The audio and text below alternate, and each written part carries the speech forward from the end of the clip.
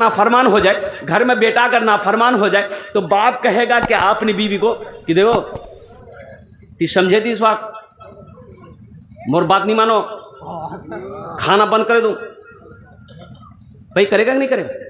बड़ा बेटा अगर बाप का कहना ना माने बाप गुस्सा हो जाएगा, बीवी को समझाएगा मेरा कहना नहीं मानता, कह दो इससे खाना बंद कर देंगे।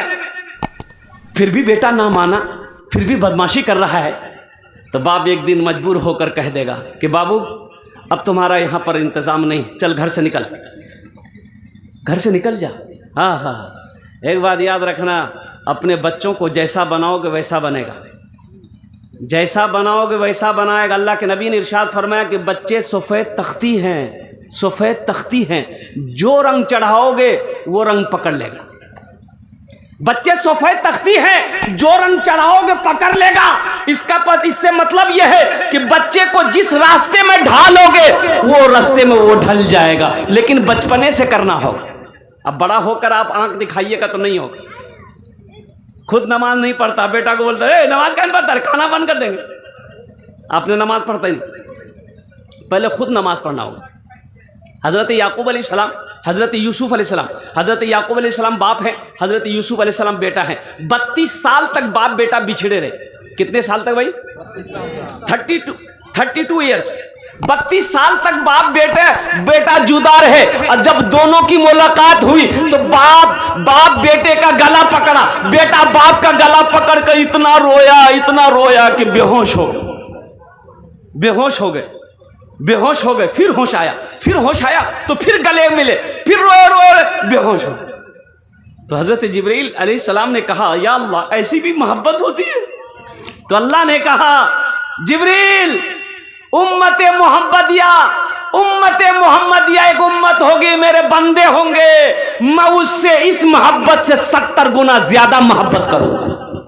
अल्लाह, ये जो मोहब्बत तुमने देखी है ना, इससे 70 गुना ज्यादा मैं मोहब्बत करूंगा। सोचो तो सही, मेरा अल्लाह हमसे कितना प्यार करता है, मेरा अल्लाह मुझसे कितनी मोहब्बत करता है। सोचो तो सही, हम गुनाह पे गुनाह किए जा रहे हैं, वो रहम पे रहम किए जा रहा है, करम पे करम किए जा।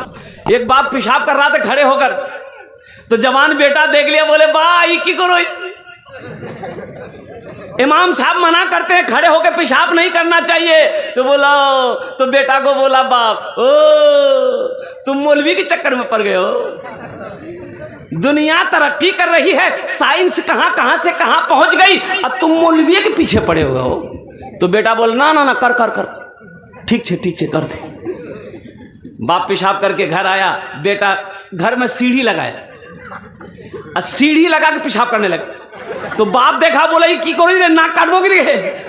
तो बेटा बोला कि यही तो तरक्की है, आप मेरा बाप खड़े होकर पेशाब करते हैं, आपका बेटा हम सीढ़ी लगा के पेशाब कर रहे हैं, ये तरक्की नहीं तो क्या है? ओ मेरे बच्चों, अल्लाह से लो लगाओ, अल्लाह से मोहब्बत करो। अल्लाह बेइंतहा मोहब्बत करता है अपने बंदों से, और कुर्बान जाओ। अल्लाह तौबा का इंतज़ार में रहता है कि कब मेरा बंदा तौबा करेगा। हम उसकी तौबा को कबूल करके उनके सारे गुनाहों को माफ़ कर दें। इंशाअल्लाह तौबा करेंगे भाई, इंशाअल्लाह।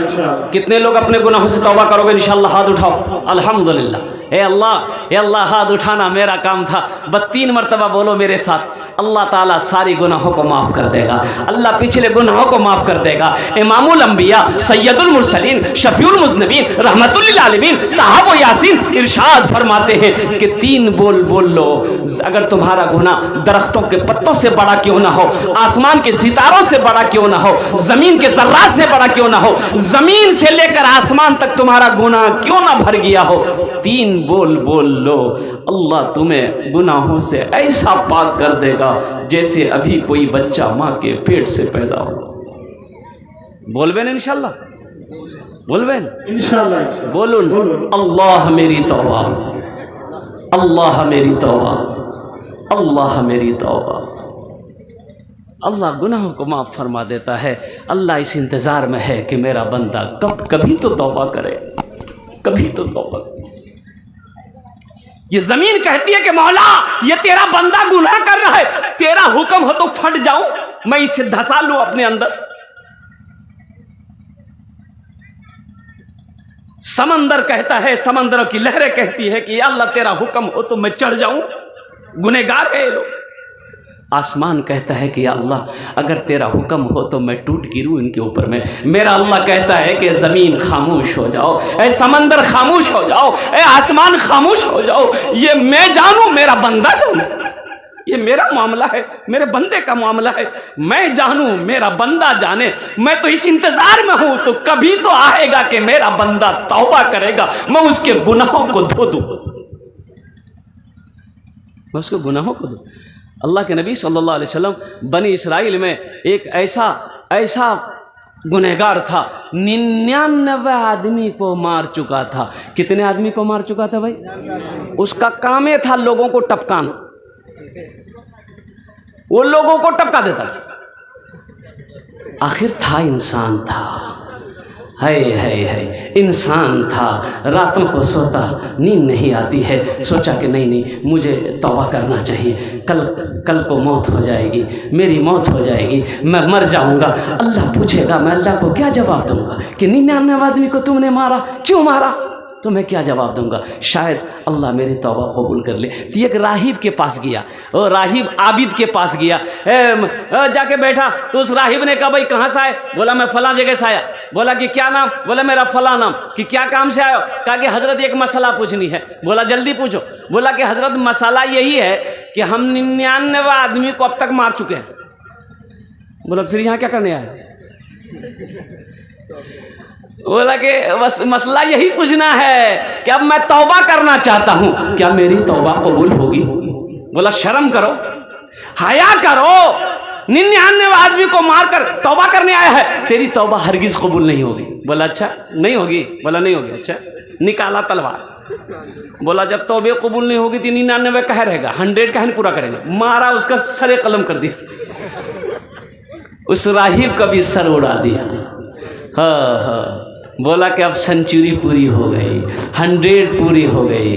फिर कुछ महीने गुजरे, अल्लाह के नबी जनाब मुहम्मद रसूलुल्लाह, सारे लोग बोलो सल्लल्लाहु अलैहि वसल्लम, इरशाद फरमाते हैं कि कुछ दिनों के बाद फिर वो इंसान सोचा कि नहीं, किसी आलिम से जाकर हम पूछेंगे। किससे पूछेंगे भाई बोलो? हाँ, और लोगों कुछ लोग तो आलिम उलमा को पसंद नहीं करते, मदरसों को पसंद नहीं करते, मौलाना को पसंद नहीं करते। लोग दरवाज़ा में बैठे रहते हैं, और जैसे ही मौली साहब साइकिल चला करके आने वाले होते हैं दरवाजे में चंदा के लिए, बस देखा घुर से अंदर घुस गया, अपना छोटा बेटा को भेज दिया, जा जा जा खरियानी जा। मौली साहब पूछते हो नहीं बाकुयान चौक बोली, तो वो बाकी तो चले गई। आपको तो खुश होना चाहिए कि मेरे दरवाजे पे एक आलिम दीन आया है, एक आलिम का कदम पड़ा है। आपको तो खुश होना चाहिए था, उनकी खिदमत करते, उनकी दुआएं लेते, उनकी खिदमत करते, उनकी दुआएं लेते। मेरे भाइयों, आलिम का मकाम है, आलिम का मर्तबा है, कुर्बान जाओ। अल्लाह तौफीक दे तो आलिमों की खिदमत करना, उलमा की खिदमत करना, उनका अदब व एहतराम करना। अल्लाह तौफीक दे तो उनकी खिदमत करके दुआएं लेना, दुआ लेना। इंशाअल्लाह आलिम की खिदमत करेंगे।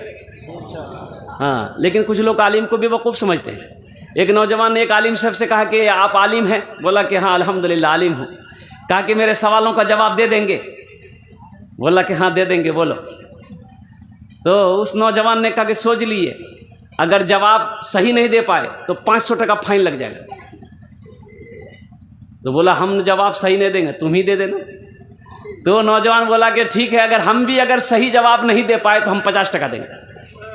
बोला कहा है हमसे 500 लेगा, तुम 50 टका देगा? बोला इसलिए कि आप आलिम हैं, हम जाहिल ना हैं। बोला अच्छा ठीक है, बोल सवाल क्या है? तो नौजवान ने कहा कि हजरत ये बताइए, वो कौन ऐसी चिड़िया है उड़ते हुए वो और उसका पैर सर पे रख लेती है, लटकता नहीं, उड़ते हुए उसका पैर सर पे चला जाता है। ये सब दिमाग लगा रे बाबा, ऐसी कोई चिड़िया नहीं है। चिड़िया जब उड़ती है तो उसका पैर से बैलेंस बनता, हवा में उड़ती है। ये कौन चिड़िया है? पसीना निकल गया आलिम साहब। बोला बाबू हमको पता नहीं है। बोला निकालिए 500 रुपया। तो 500 रुपया गिनती करके दे दिया। बोला बेटा आप तुम ही बता दो। तो वही 500 टका में 50 टका वो दे दिया। बोला हमको भी पता नहीं वो कौन चिड़िया है। हाँ, आलिम को बेवकूफ़ ना समझो। हाँ, आलिम सीधे साधे होते हैं, अल्लाह वाले होते हैं, सीधे साधे होते हैं आलिम। तो मैं क्या कह रहा था भाई, मैं क्या कह रहा था? हाँ, 99 वो बताया गया। और कुर्बान जाओ, अच्छा मैं ये कहता हूँ, ये मदरसा जो खुला अल्हम्दुलिल्लाह सुम्मा अल्हम्दुलिल्लाह, अल्लाह के रसूल सल्लल्लाहु अलैहि वसल्लम का घर है। मस्जिद अल्लाह का घर है, मदरसा रसूलुल्लाह का घर है। एक बात याद रखना, हश्र का मैदान होगा, नफ्सी नफ्सी का आलम होगा, कोई किसी का हाल पूछने वाला ना होगा। इमामुल मुज़नबीन, शफ़ीउल मुज़नबीन, रहमतुल लिल आलमीन, सैयदुल